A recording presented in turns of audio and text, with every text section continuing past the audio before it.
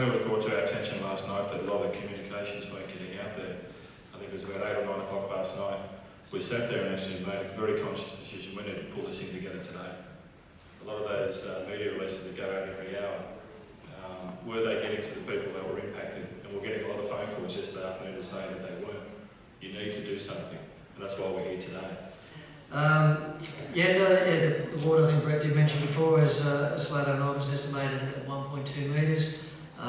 Visually from the air, it has broken over the railway line heading towards the north of Mile Park Road. We have a pump which is constantly going down the bottom of Dredge Street. As the end of people know, there's a siphon under the main supply and then heads towards main range A. There's a pump also pumping over. The enormity of water is really making its own way through Yenda, and the upstream stuff that we've showed these photos of is what we have to contend with. Later on in the afternoon, I had people come to my house and say to me, you have to turn your electricity off, you have to turn your gas off. I was in such a state, I couldn't even tell them where the gas thing was. Anyhow, I rang, middle of last night, I was worried about the gas. So I rang the local police station. I got referred to Triple A. Triple A didn't even know who heard of Yenda.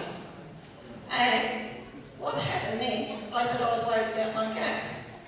And she said, oh, that's open to the local gas company should come and turn everybody's gas off. Anyway, okay, so I didn't sleep, but I walked out in the finish with what I had on, no medication, and nothing, only what I was doing. And it was ridiculous, because if I refused, I didn't know I could refuse. I could have been there for another 4 hours and did the job properly. And I let my dog in the backyard. I rang the SBS up and said I had to leave my dog because I couldn't find the leash. They said, oh, we'll worry about that too. Get back to me in 2 days. So my son went back and got my dog.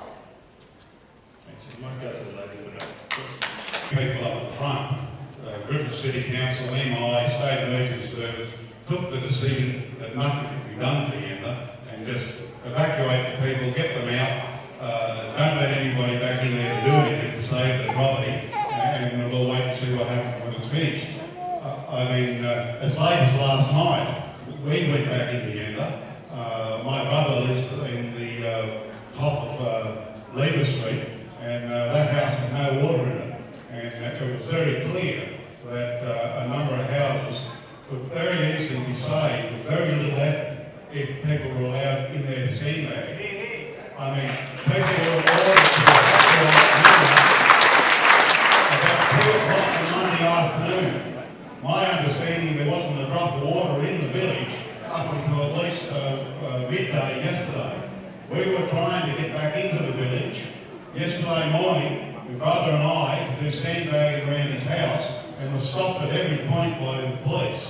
We were told we couldn't, or we're not allowed to get in there. To ring the police station or the Griffith City Council to get information. I rang the Griffith Police Station on 4 occasions and was given no information at all. They could not even tell me if there was a drop of water in Yenda. They said they had no way of knowing. Well, they had people standing on the bridge at Yenda. Even today I was out there and I inquired of the policeman standing on the end of the bridge. He said, how would we know if there's water in Yenda? I said, turn around and look back down the street. We went through this in 2007. I think that's something that the service needs to look at and seriously look at it, because we don't have the local knowledge of what we need to tell people when the calls are being taken somewhere else. And that is an issue that we are looking at. I make no excuse for that, and that's what we might you ask where is Yenda and what river system you're on, because they would not have a clue.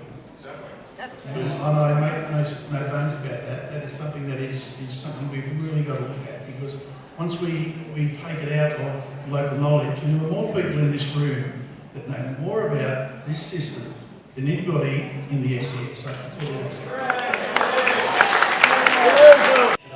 21 hours later.